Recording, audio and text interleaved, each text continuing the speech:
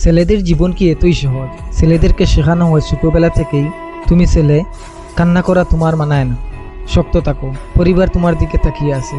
কিন্তু কেউ কখনো জিজ্ঞেস করেছে সেই ছেলেটার ভিতরের আবেগ কেমন আছে? ছেলেরা ছোটবেলা থেকেই স্কুলের হোমওয়ার্ক আর বাবা মায়ের স্বপ্ন পূরণের চাপ নিতে নিতে বড় হয়। তারপরে কলেজের জীবনের বন্ধুদের হাসি ধরে রাখতে অনেক কিছু করে।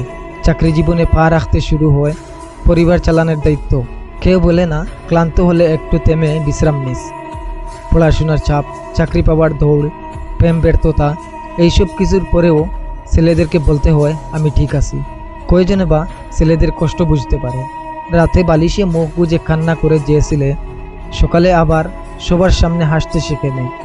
কারণ ছেলেদের কষ্ট লুকিয়ে রাখতে হয়। কিন্তু একবার যদি কেউ সত্যি করে সেই ছেলেটাকে জিজ্ঞেস করতো তুই কেমন আছিস? বন্ধুরা, যদি কোনো ছেলের পাশে দাঁড়াও,